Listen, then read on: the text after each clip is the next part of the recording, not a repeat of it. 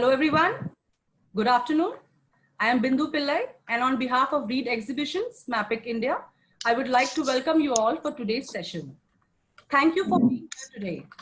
In this webinar, the retail recovery challenges and hidden opportunities, we'll come across how retailers will overcome the challenges of reopening. I feel honored to introduce our moderator, Mr. Rajat Wahi, partner and head consulting consumer business, Deloitte India, Padma Shri Dr. Nalli Kuppuswami Chetti, founder and chairman, Nalli Group, Mr. Siddharth Bindra, MD Biba, Mr. Saud Khoury, Executive Director of Retail Asset Management, Aldar Properties, UAE, and Mr. V. Mohammad Ali, COO, Forum Malls Prestige Group. Just a little housekeeping, the recorded version of this webinar will be available on demand. So not taking much of your time, over to you, Mr. Wahi. So good afternoon, everybody, and hope everybody can hear me. Bindu, I hope I'm clear in terms of okay, perfect. So great time to be here in terms of, at least learning from the experts. Not a great time from a retail business perspective. And, while we are all sort of struggling to cope with all the changes that are happening and what we are calling the new normal, I think everybody now may be feeling like it's better to be in the old normal than the new normal. And maybe life comes back to where we were 3 months ago. I think retail has seen a massive up and down, or actually mostly down for the last 3 months. It's been the sector which has been very, very badly impacted, in line with what some of the other sectors like hospitality, etc., has seen. And I think what's interesting is that as the economy is starting to open up in the backdrop of increasing number of infections, there still continues to be a lot of worry. Consumers are still not coming into stores. A lot of the buying is happening online. And I think a lot of debate going on that, is this where the shopper is going to be? Are people not going to come into retail stores anymore? Is everybody going to be buying online? Or are we going to see, is this the new normal that we'll all live with? So it always reminds me when this whole conversation on e-commerce versus brick and mortar retail was happening 4 or 5 years ago or 6 years ago. All the new e-commerce companies would always say that, if a new city was to be designed today, we would not need malls and people would be only sitting at home and shopping. I sort of don't believe in that. I'm sort of the view that, this is, whether it's e-commerce, offline, this is part of the whole omni experience that the shopper is looking for. We as people, human beings, we want to be out, we want to socialize, we want to meet friends, we want to gossip, we want to also, get away from our homes after a long day at office. The last thing I want to do is come only and sit at home and then start ordering everything online. So again, I think there's a good mix. I will order some products online, some products offline. So I think retail is a continuous, amalgamation of a shopper's journey. So what will be interesting today, as we look at talking to our 4 eminent panelists, 2 of them are running very, very, very well-known and prominent brands, and 2 of them running very, very prominent malls. It'll be good to get a perspective from all 4 of you gentlemen in terms of what are some of the things you are seeing. So, and I'll start with Mr. Chetti, because he's clearly the most established of the retailers here, has been working in the business for 56 years. He was telling me 2 days ago. So Mr. Chetti, maybe a few words from you in terms of what you're seeing in retail, and then I'll go across to everybody else. And then post that, we'll get into a bit more discussion on what are we seeing in the market. So Mr. Chetti, over to you. Now, you see, since 17th or 18th May, 18th March, nearly more than 3 months, there's no sales. Particularly in Madras city, they allowed us to open the shop from 1st June to 18th June. So if we compare the 18-day sales to last year, it is only, we got only 30%, 70% fall in sales. The main thing is no marriages conducting in the marriage halls. They are conducted very simply in the houses. So the purchase for marriages, they are complete within 3 or 4 sarees. The wedding saree, some of these sarees, mostly only 3 sarees. Like that, and bridegroom dhoti and shirt. So the purchase of a wedding bill usually comes 1 lakh, 2 lakh. Nowadays, it's only 20 hours, sorry. I just will ask everybody else who's not speaking to just be on mute, please, so that we don't get the disturbance. Sorry, Mr. Chetti, please carry on. So the purchase for the marriage party, once their budget is 1 lakh to 2 lakhs, now budget is only 20,000. So customers are coming, that quantity of purchase is very, very, very less, only for 30% or 40%. I think that is the main thing. And the football also very, very, very poor. Because if comparing to 1 year back, the football may be 20% or 25%. Very, in my big shop, I see only 3 customers or 2 customers at a time. But after the COVID come to 0 point, then only we hope our business will improve. That's my personal opinion about this. Okay, thank you so much. One part we are doing the online business also, but not equal to offline. Very few customers. Okay, but I think that might change as well. So Siddharth, can I come to you and just maybe just a quick introduction of, because you've created such a fantastic brand in India with a large footprint. Maybe your quick view on what you're seeing overall, and then we'll get into the discussion. Sure. Thank you, Rajat, and good afternoon to everyone who's on this webinar today. I think very brave of all of you all. There's so many webinars happening, one more. So I hope you all get some interesting thoughts, but please feel free to ask questions. I think that always makes it more interesting. Having said that, I think, Rajat, there's clearly 2 worlds, one pre-COVID and one post-COVID, is what I'm seeing today. The category that we are in, as Nalli ji just himself said, is one of the categories: fashion, apparel. These are categories that are non-discretionary, and of course are categories that are largely. I think there will be demand destruction that will take place during this period, because it is a black swan event, and when businesses are suffering, people are suffering, salaries are down. I think these are things that don't lead to a good consumer spirit. Of course, the first is that the COVID pandemic has to taper off. I think health and safety has to come in first, and people have to feel the reassurance of being able to step out of their house and feel safe at stores, at malls, at all other places. I think Nalli ji already spoke about the figures, and our numbers are not very different than the numbers he was talking about. And I think that's the generic numbers that are coming across the industry. So yeah, at this point, I think it is a very, very challenging retail environment.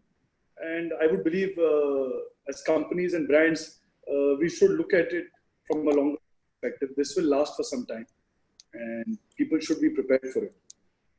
Okay. Thanks, Siddharth. I mean, that's does not make for a very happy hearing in terms of saying it's last for some time. But as Mr. Chetti also said, that it's going to be till the cure comes out. People are just afraid to come out, which actually has been contrary to my expectations, because I always thought Indians are generally quite chilled out, not very risk averse. They take risks, and I thought once the market opens up, like we have seen in China and Germany, and I was talking to the IKEA head in Russia. He was saying they've had like thousands of people come into the malls over the weekend. So maybe it's the fact that they have opened at the time when the infections have been down. We are opening at a time when infections are going up. Some of that fear, also the lack of medical facilities may be playing into that. So anyway, I won't take up much time. Mohammed, over to you. Maybe a quick couple of words about yourself, and just a general view on the retail will be great. Good afternoon, everyone. We own and operate 9 malls, so Forum malls, and one is UBCT, the collection. So we have been operational for about 20 odd days. Except for Chennai, all our malls are operational. I think what we have seen is there are positives and negatives. We are seeing both the trends happening. While I say negative, I mean the footfalls and the turnover business, which is a reality. Mr. Nalli said, and Siddharth also mentioned, it is a reality. The business is in our malls is around about 38% to 35 to 38% of what used to be same period last year, and the footfall is about 20% of what it used to be last year. So, but at least we have made a start. We have opened, we are trading, people are coming.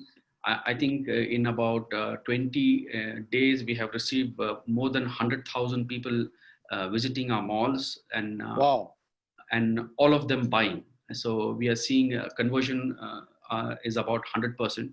So the consumption has started. Electronics is doing very well. I think they are doing 100% of what they were doing same period last year.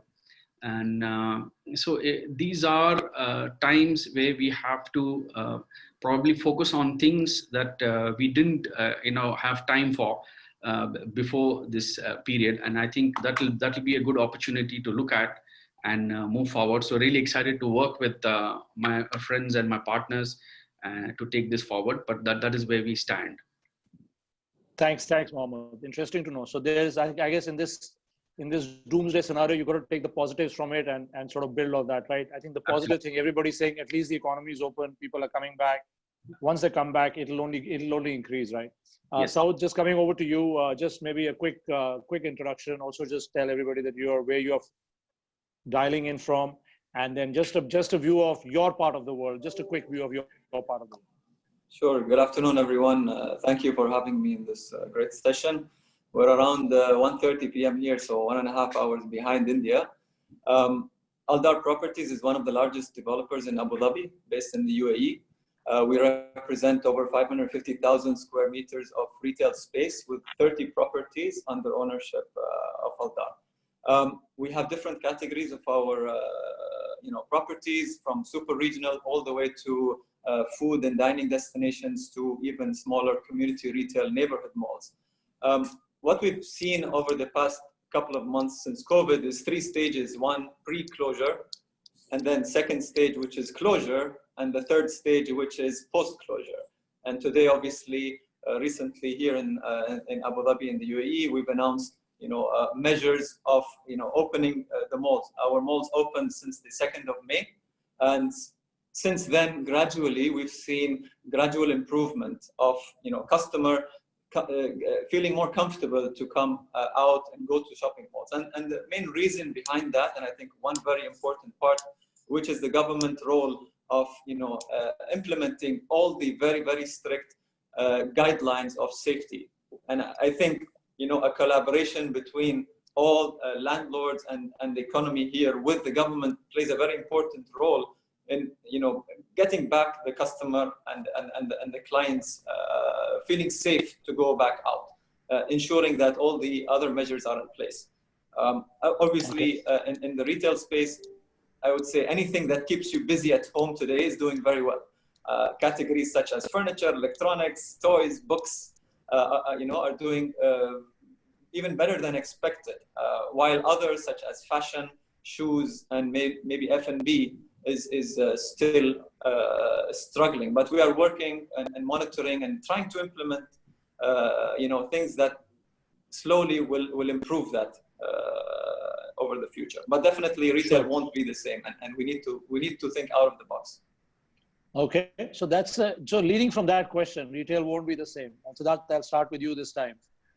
I mean, is this the new normal? I mean, are you a believer that we have been changed forever, and that, I mean, so fast forward to 6 months, the vaccine is out, everybody's vaccinated. So what do you think is going to happen? People are going to go back to malls, I take it, right? Go back to the high streets to shop. Or is this black swan event going to change shopper and consumer behavior for good? What is your view, and what are some of the, I mean, are we looking at developing new business models, or is this like a thing that comes back to where we started from?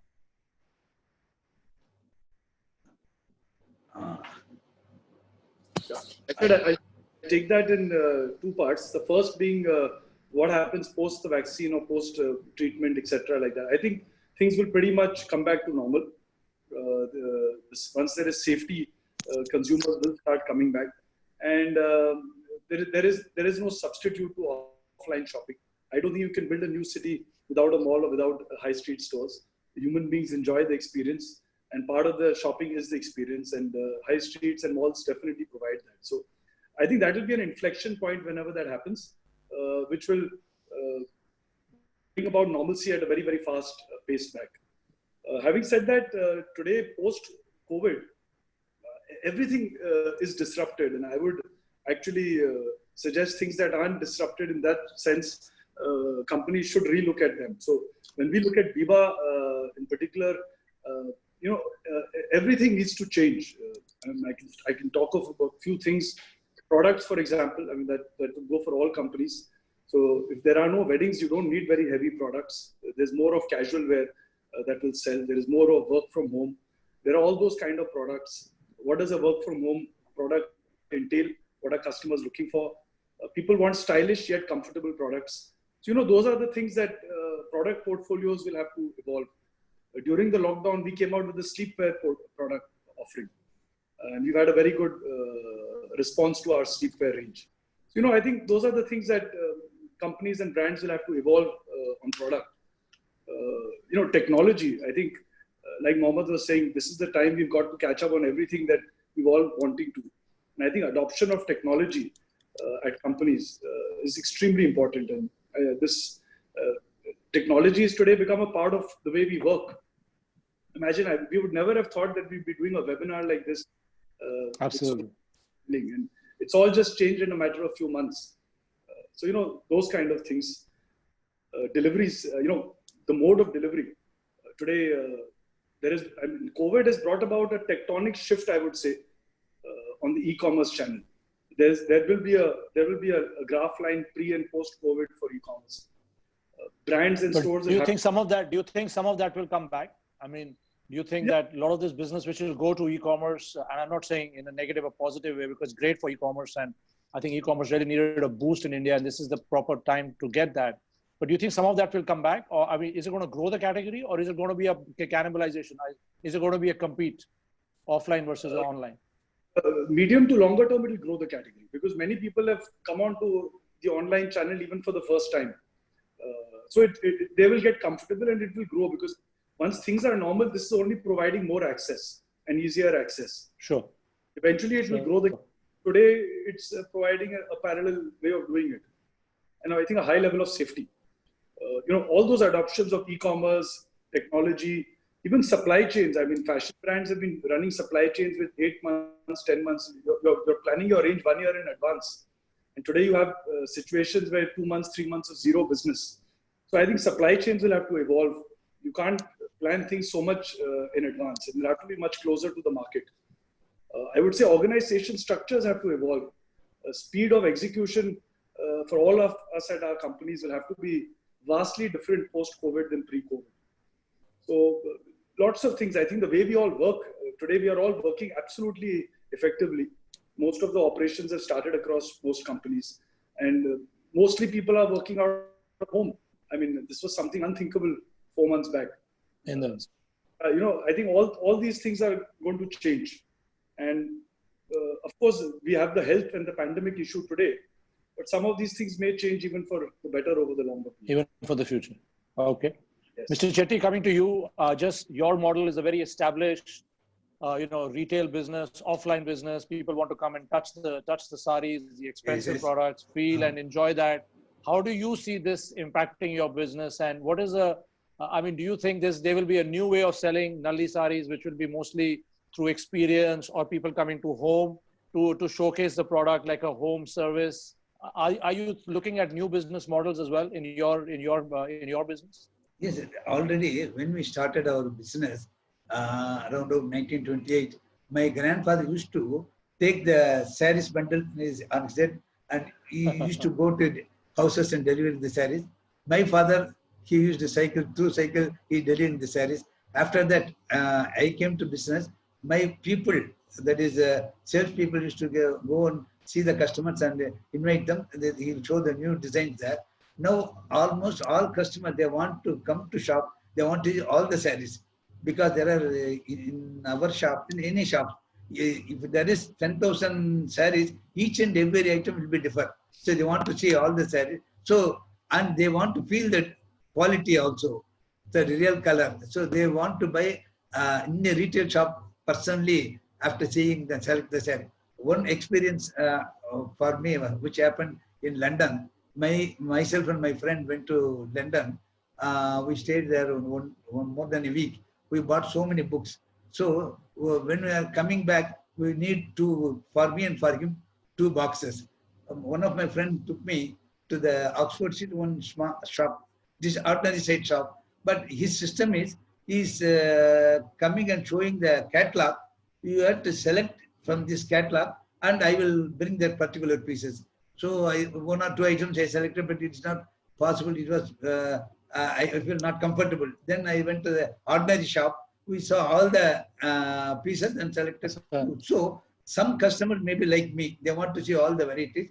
For particular farming business, here they want to see particularly they want to see the personally in the shop. Otherwise, we see, for example, mother is in Madras, daughter and son are maybe in New York. They want to buy saris. At the time of Diwali, we are 10 or 15 items. We are giving numbers, and in website also we're introducing those new designs. So they are selecting some numbers and they are phoned to mother. Please go to Nalli, see this number. You see others also, which you are particularly like, please send me, select me by WhatsApp. I will select out of WhatsApp one or two, because one small here is what you see, it is blue. When you post it in our website, it will slight difference. So they want to know whether it is same blue or when are seeing directly different. Some difference. So if you accept it, you please send it to me. So in our business, they want to come and buy, or some people for them, they have to sell it for them. They will see in WhatsApp, then they consult their mother or sister, is it okay for you? Then they will buy it. So here online, maybe not possible, I think. Not possible. Some extent, or 10% or 15%. One more thing I want to say, regarding my business. When the lockdown is open, Chroma, they are dealing, Tata's enterprises, they are dealing these electronic items. On the day, the shop was full of customers. They locked the shutters. So that means they have, even now they have customers at any time. For us, it will take some time, I think so, because all the production centers are closed. So to get the first product from the loom, it will take 20 days. So customers also, I think, you see, this is the first time. Nobody will predict what will happen when we improve very difficult. Yes. Yeah. So I think electronics have especially seen a big rebound because people are working from home and they've taken. But I think it's all the fashion, and like you said, what's interesting, Siddharth, you said, is that a lot of fashion, most of fashion is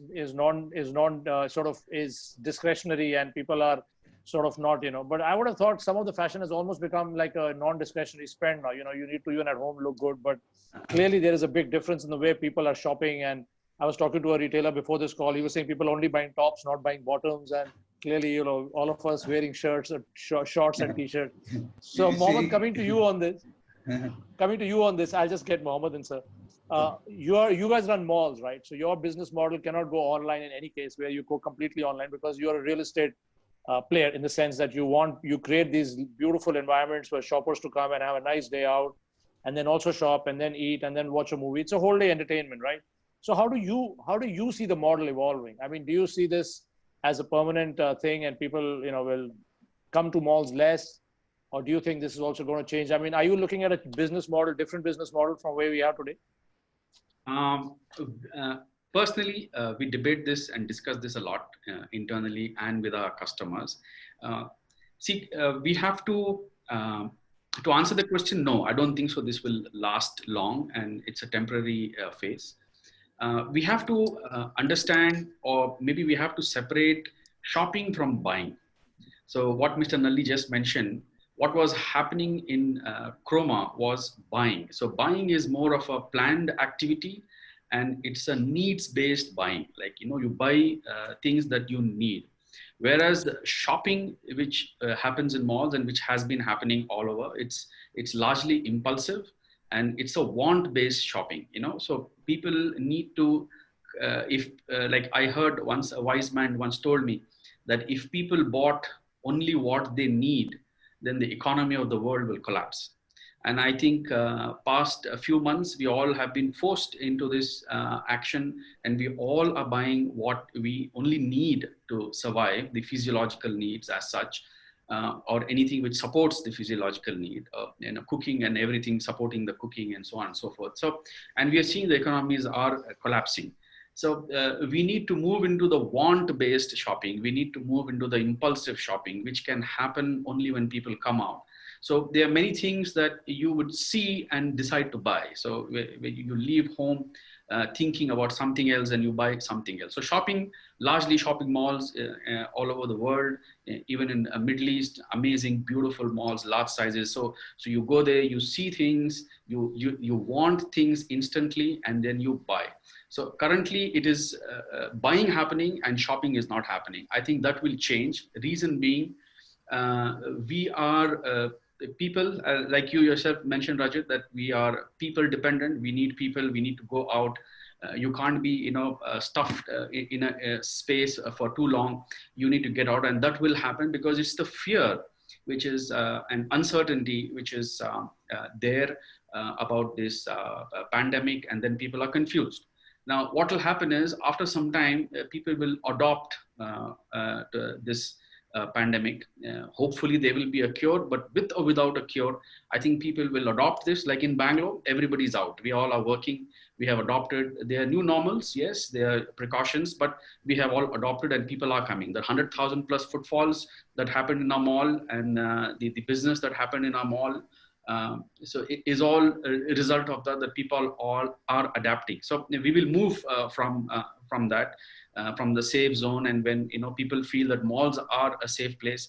Another reason why we believe people will come out, which is also a campaign which we are working on, is people haven't met their friends and family for a very long time, and then they're not comfortable inviting people home. So if you have to meet your family and friends, which is the safest environment? I mean, you can't meet on a high street, stand outside a store on a pavement and discuss. So it has to be a mall. And the advantage of a mall was the ample parking space where people, that was one of the advantages of being in a mall. Today, that parking is freely available on high street. So that's why high streets are doing better than malls. So yes, when you take out cinema, when you take out entertainment, when you take out, liquor, which is not being allowed to be sold in our malls. So the reason to come to the mall is only shopping, and hence people prefer buying at home or buying in the local market. But I think as and when that changes, people will start moving out, because meeting people is, mall is a meeting place, where people come, meet, see each other, and then that's when they experience life. So that is what will happen going forward. It's just time, but it's bound to happen. And I think there are several countries which have already moved to that. Not that we have a solution to the pandemic, but many countries and economies have moved to that section where they have adopted this new normal and have moved forward with life. Good, thank you so much. And that makes sense. I totally agree. I think it's just a question of either learning to cope with it or hoping that it'll be cured. South, coming to you, living in Abu Dhabi, slightly different world, much more ahead in terms of controlling this, controlling the disease and having better sort of results, or also lesser population to handle.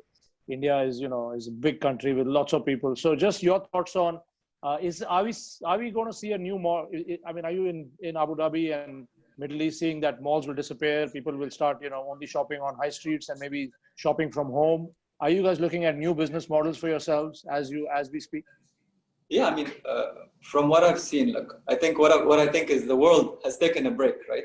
Over the last 2 months, there's a lot of improvements from the environment factor, which, all the air and pollution that we've seen clear out the air, the nitrogen levels going down. So from that point of view, what you see today is a lot of people doing a lot of outdoor activities because they feel safe, and I think they can maintain their social distancing. So the beaches are full, the parks are probably full. But how I see it is there's a few facts for us to consider before actually understanding what's going to happen within our malls. And for me, there's four things. I think number one, jobs.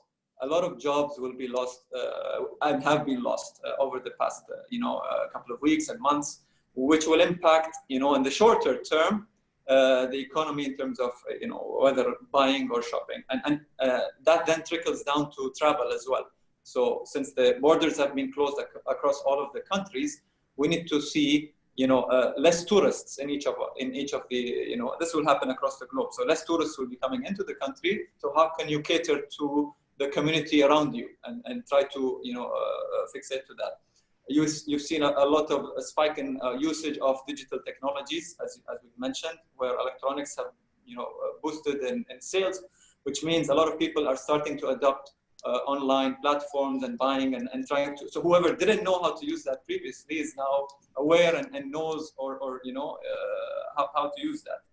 And then safety. So people have to look at safety in terms of moving forward, whether it's cleanliness, whether it's maintaining social distancing. And I think this will stick for at least until a vaccine is there. And even post-vaccine, I still think there will still be a lot of countries focusing on safety. Going into the mall perspective, obviously, what I feel is, people are now sick of online because they've been stuck at home. And then how can you take these opportunities that I've talked to and convert them into action and reality?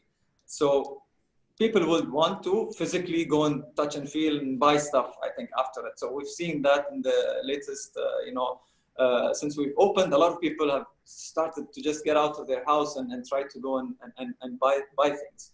What we're focusing a lot is like our promotions and stuff are dedicated not to tourists for the short term, because we want to focus on the community around us and try to cater to them specifically. And then obviously on the online side, how can we add and integrate and make it easier for customers to shop? Not just do online and e-commerce, no, but how can you bring that online platform integrated with your physical mall and make it easier for the customer, whether it's for them to ask a question, whether it's for them to buy something, whether for them to actually, if they want to have the option to get delivered something to their house, or there's so many other things that you could do to improve. So that's a big push from the online side to merge with the digital, with the physical world.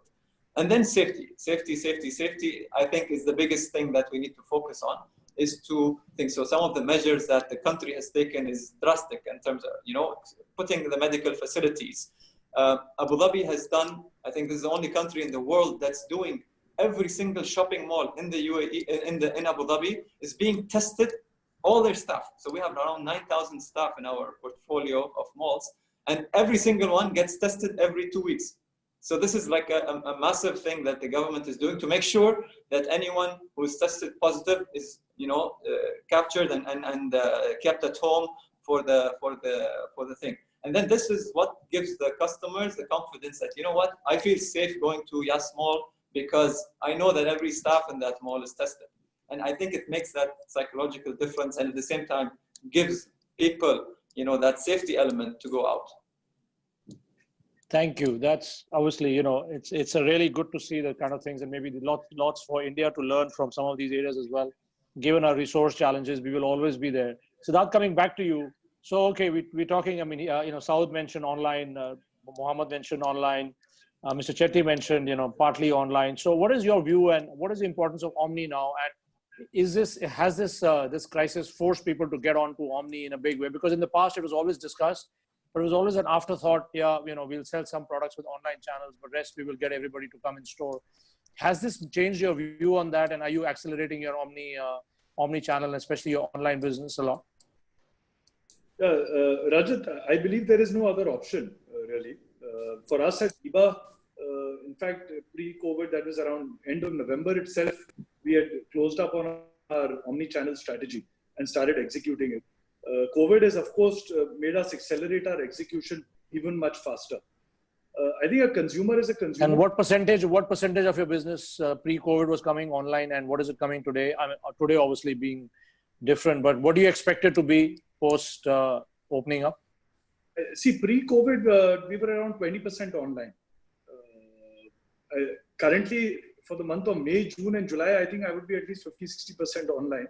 But overall, business is very low. I mean, in the month of May, as a company, our business was 10% of our turnover. I don't think in the month of June will be more than 25. So yeah, I think over the next 3 to 6 months, e-commerce will contribute substantially higher. Having said that, when there's a sense of normalcy, I think the old 20 will at least become 25 or 30. There will be some clear shift. And even for a consumer, brands and companies will have to give them one view. You have to have one view with whether they search you on the site or they... Absolutely. Can't agree more with you. From a customer's point of view, it's a shopping channel, right? I shop here, I shop there. I want to have the same customer experience all the time. They should be able to come back to a Biba store and return something that they bought on a thing, or get it altered, or or even pick it up, and vice versa. So I think those are things that today feel like conveniences, but I think will be necessities very, very soon as the consumer will demand it.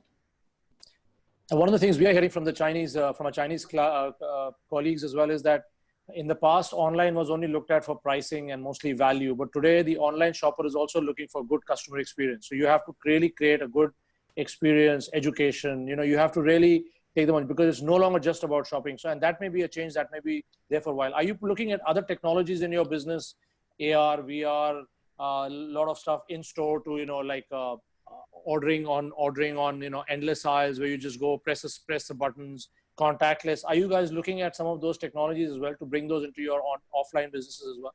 Yes. Retail tech, what we are calling. Yeah. We are, in fact. I think AI and all that is something that is extremely important, even at the back end, right from merchandising, buying, because as volumes increase and there's so much of data to handle, I think humanly things get challenged. I think AI has a large role even in digital marketing. Having said that, I think there's a lot of technology that can come into the stores. From an experience point of view, we at Biba have just created a new store design, which is incorporating a lot of that. Fantastic. We started something called the endless aisle. We actually called it free home delivery, so anything that was at the Biba store, a size not available or something, we would order it on the site and have it delivered to the consumer in a day or two. So those kind of things. How many SKUs do you have in a store typically in a large, like one of your larger stores, your EBOs? What sort of number of SKUs would you have typically? Would it run into thousands or? No, it wouldn't. From an SKU perspective, maybe, because each style would have 6 sizes and things like that. But from individual styles perspective, I mean, just a rough throughput would be maybe 500 to 700 at a point of time. And during and then if you just put shades and colors and different sizes, that may go into that's quite a bit, huh? 3,000-4,000 it could be that. Women's fashion, as Nalli ji also mentioned, is a lot about variety too. Of course, the challenge is to how do you select part of that variety so your business objectives are also met. Yeah. Mr. Chetti, coming to you, you talked about your daughter running your e-commerce business, your online business now. Just talk a bit about that. How are you doing that, and what are some of the interesting things she is doing to really create a differentiator versus other businesses? Yes, certainly. This is before I'm telling the figures before the COVID. That is before March 18th. So comparing to 2 years back, we have very few lakhs of business. Now she is doing more than 2 crores rupees. That is the figure up to 31st March. But after the COVID incident, I have to get the figure from my granddaughter. Maybe but all are in the houses, they will buy. They want to buy through online only. There is no chance, chance to go visit the shops. And one more point, it is not about online. When Muhammad Ali spoke, he told one excellent point. One is buying, another one is shopping. Now the buying is only happening. When the shopping is starting, all the things come to as 18 or 19 year. The first time I'm hearing about the difference between buying and shopping. Yeah, very, very interesting point. Buying versus shopping. Okay. So anything else from your perspective, Mr. Chetti, in terms of, okay, maybe I'll come back to you on the customer loyalty. The next round we'll do on customer loyalty. Mohammed, anything you are looking at from a omni perspective that you are looking at to create a omni channel? Are you guys linking your websites with your business and seeing that there is a mall online portal where all the brands also linked into it, or do the brands like to run their own portals? We are. Yeah, please. Just let Mr. Mohammed come on. Okay. We are during the shutdown period when we were analyzing this situation. We came up with an idea of creating fulfillment centers in our malls. So, what is a mall? Mall is an infrastructure. We are creating a marketplace where buyers and sellers come and they meet. I mean, our job is to just get this acquaintance done, and then business happens. So, before coming to the fulfillment center, I'll go back to the main subject of discussion, the opportunities in given scenario. I think the number one opportunity for us, the two stakeholders, that is the retailers and the mall. The third stakeholder will come a little later, which is the customer. The number one opportunity, the biggest opportunity is for us to change our relationship. Currently, I think all over the world, it's kind of an adversarial relationship between the mall owners and the retailers. So we are on the opposite sides, and there's always one guy winning and one guy losing. That's how the perception is. And but I think that relationship should change from adversarial to a partnership, where the retailers move their thoughts or their efforts from seeing store as a unit of success to seeing the mall as a unit of success. Now, I've been part of Prestige for about 18 years. We have opened 9 malls in India, and from one thing that has consistently happened is every retailer is for himself. So he's saying, I am inside this mall, but inside this 1,000 square feet or 20,000 square feet, and I'm not interested what happens outside. I don't want to share the data. I don't want to share any information. You might take that information and use it against me. So this is the kind of thought process I think that should change, where retailers should see how to succeed the mall. Because when mall succeeds, more customers will come in. And when more customers will come in, more impulsive shopping will happen. That's when the 80% of the business will come in and the top lines will start growing. So this is the Pareto principle, which is a very famous principle where 20% of customers bring in 80% of business. Now, this is another opportunity that we are seeing here in our malls. So we get about 60 million footfalls in a year, 65 million footfalls across all 9 malls in a year, which is about 6.5 crores a year. And in some malls like Forum Chennai, where Nalli is also operating, RM Kiwi is also operating. It's a big mall in Kudambakam, Forum Chennai, Forum Vijaya Mall Chennai. On a good Sunday, we get 1 lakh footfall. So the Pareto principle, if you see, identify those 20% of shoppers who give you 80% of business. I think this is the time, because identifying those 20% shoppers in a mall which is filled with 80% non-shoppers was a challenge. Today, everybody who's entering the mall is the 20% customer because they're all buying.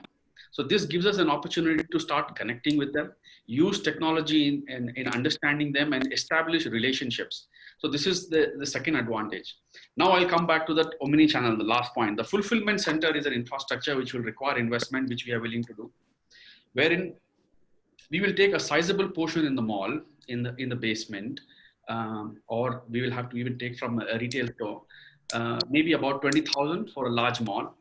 And this fulfillment center will be an infrastructure which will have storage space where retailers can stock a part of their SKUs in the storage facility. Second, it will have a security system. It will have a technology. It will have the packaging materials. It will have a waiting room for the delivery boys to stay and collect. And then it will have a delivery parking bay very close to this fulfillment center where the delivery vehicles will come. They need not come through the regular entry. There'll be a special entry. They won't be charged a fee. They'll be quick in, quick out, and multiple. The objective is that instant gratification, which is not possible through online. Like you want to buy something today, and online it takes 3 hours to delivery. You don't like it, it takes another 3 days for delivery and another 3 days to return and get here. We can deliver in a radius of 5 kilometer radius in 3 hours. So that's the fulfillment center that we are trying to work upon. It will have a recurring cost, which we will have to see how we can, align with our partners. But I think making this succeed will be a game changer going forward, where imagine a customer walking in a mall, walking in a store, Biba store or a Nalli store. They like something, they try something, they need not carry anything. They can pay. Again, touchless payment through the mobile. They just scan a QR code and make the payment and they walk out. And within 3 hours, that merchandise is delivered to them in their store. Even we could sanitize and put a sanitization seal through this fulfillment center and then have it delivered to the store. And for whatever reason, they don't like it, we can pick it back. And we don't have to hire a resource. We have technology partners already. Dunzo is there, and then many options are available. So we can tie up with them. It will be an added cost, which I'm sure the customer will be willing to pay. But the retailers have to come forward and make use of this Collaborate. facility. Yeah. Because when Sounds good. Yeah, so something like that is So what. So I think these are great ideas, because at the end of the day, this is what really helps, and I think some good points here. Retailer and malls collaborating, not adversaries, because at the end of the day, success of one is important for success of the others. But point is also, do you share the financials of success, right? At the end of the day, financials have a big factor in it. If what I make, I keep in my pocket, and what you make, you keep in your pocket, then it never happens. South, coming to you, just I'll come into the next point now, customer loyalty. How is it that you guys drive customer loyalty in your malls? In Abu Dhabi also, there are so many malls, and after that I'll go around to everybody for the last set of questions on customer loyalty. How are some of the things you are doing to retain and drive customers today and bring customers back to the mall versus another mall next door or another area? How do you drive that? And is it even possible for malls to create that? Sure. I mean, you have to look at both the physical and the online as one. And what we're doing from the physical side is we're repurposing a lot of our assets into a more of an experience and improving these customer journeys. So I'll give you an example. For example, in Yas Mall, and next month we're going to be launching something called the Cloud, which is a co-working concept embedded into the mall, so that the tenants, the customers, can start having an opportunity to start a business, have a meeting room, or even do a photo shoot or do an online blogging session. Okay. So, and then on the online side, how do you understand both, not only your tenants but also your customers further, putting together either a loyalty program, integrating the different communication channels that you have with them, and then creating data points to understand both your tenants and your customers better. So recently, what we've seen and what we've done is we've launched 2 platforms online during the COVID, and one which we've launched very recently. During the COVID, we've started something called the We Shop for You program, and it's a simple platform that basically allows you to go through WhatsApp, contact someone from the customer service, and this was done to the neighborhoods around us where they needed, for example, a mask, or they needed some items to buy, or electronics, or iPad, or a thing. Someone will go physically buy it for them from the mall and send it to their house. And this is actually growing, and we're pivoting this into automating this, and then slowly adapting that idea into something better. So just thinking like out of the box, almost like a personal shopper, a personal shopper, who shops for you remotely.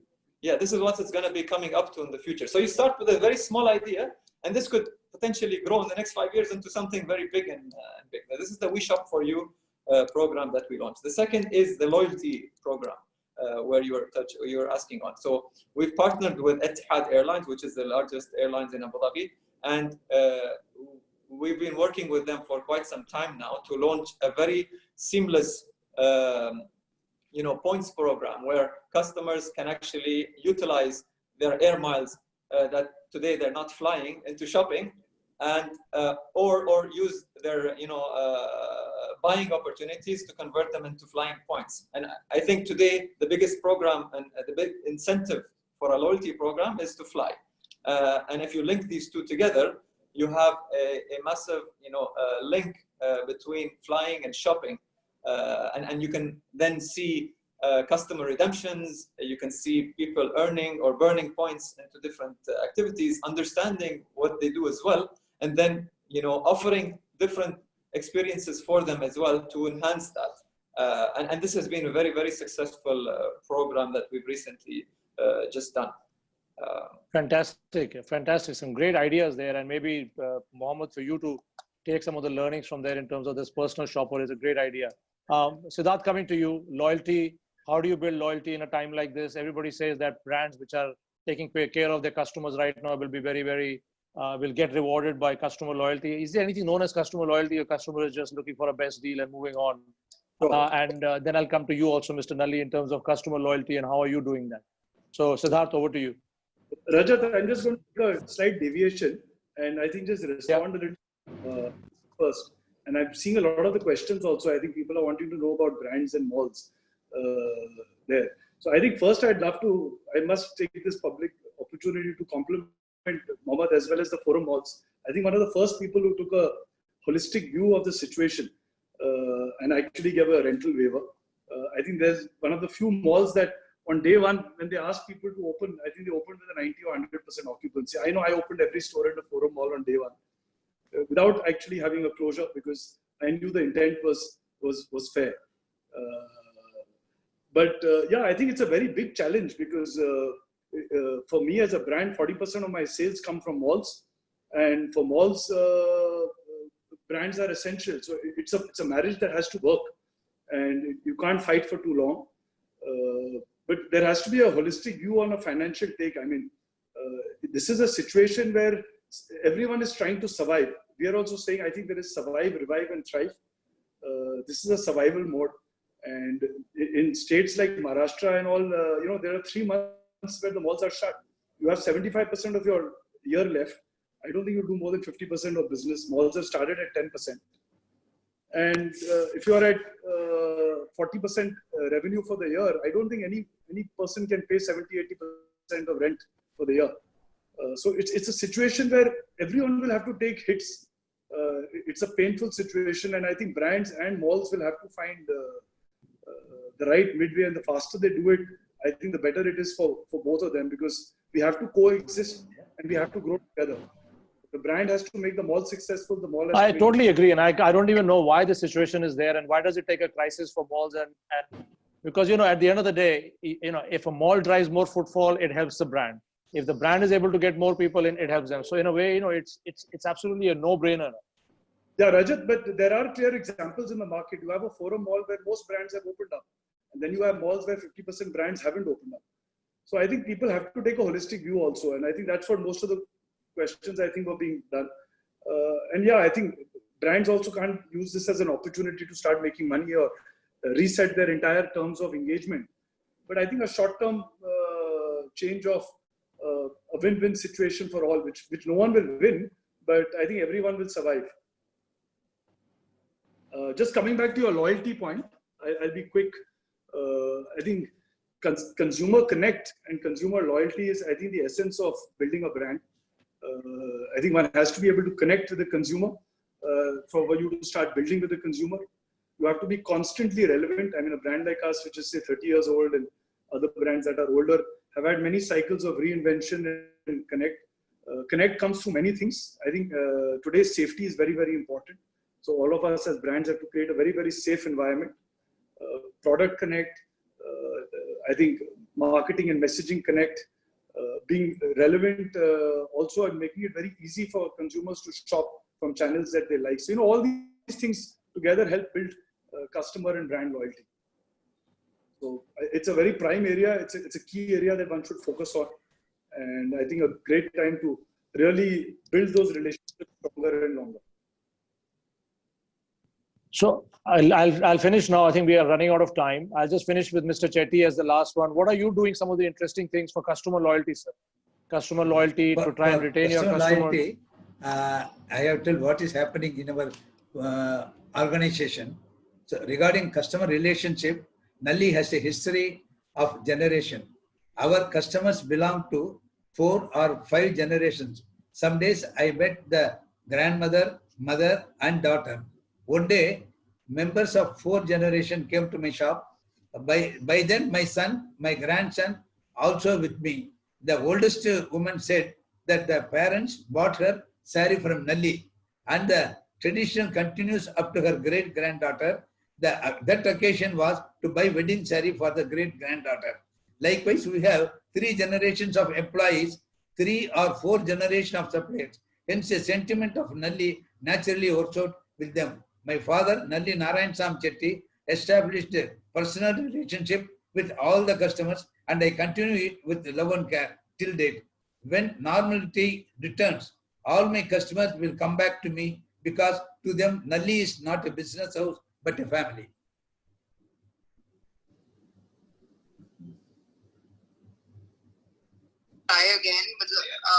So I'll just, I think in the interest of time, we have about 5 or 6 minutes left. Any last comments? I don't know whether we'll take the questions, and maybe we can take the questions and post this. Just quick last comment from you, starting with you, Mohammed, then going to Siddharth. Just maybe one last question. Yeah, very interesting. Always has been interesting to connect with retailers. And to Siddharth, on your point, the reason why we were the first to give a rental waiver during shutdown, because I don't know if many people know this. I think Prestige is the only developer who started off with retail and went into real estate. In fact, even today, Prestige Group is actively in retail. So Prestige, 35 years, more than 35 years old company, which started with an apparel store, and we still run that store, Prestige, the man store in Commercial Street. Mr. Noman Razak himself drives the retail, and we have several stores across our malls. I mean, we have 40-50 stores. So we have both the sides. So we understand. So we are in retail as well as in development. So that understanding runs through across the entire Prestige Group. And that has helped us in devising and doing whatever we have done. So we value that relationship. And survival, I think I would only like to say this to all our retail partners, it is a two-way street. I think we both need to survive. There are bills at both the sides. So I think that. Yeah, he's here. He's here. Harsha. I think you have to mute. Yeah. Siddharth, any last comment by you? Sorry?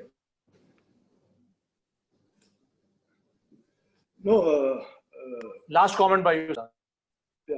No, I think these are very, very challenging times, but challenging times always throw up the greatest opportunities. So I think it's a good time for everyone to really rethink what they do, what business models, and I think many people can really build amazing businesses from here onwards. This challenge will last for some time, but over the next 6 to 12 months, I do see some sense of normalcy coming back. I do look for good mall and retailer partnerships, and I think many success stories that can be built together. So I think that those are very important aspects of the way forward. So Bindu, I've got to now exit. I've got another call starting up. So Sure, I'm just going to thank you all for your fantastic session. So that I'll send the notes too that I've made over this piece with you guys. And absolute pleasure to interact with everybody. Attendees, and if you have any questions, you may please write to us, and good day to all of you.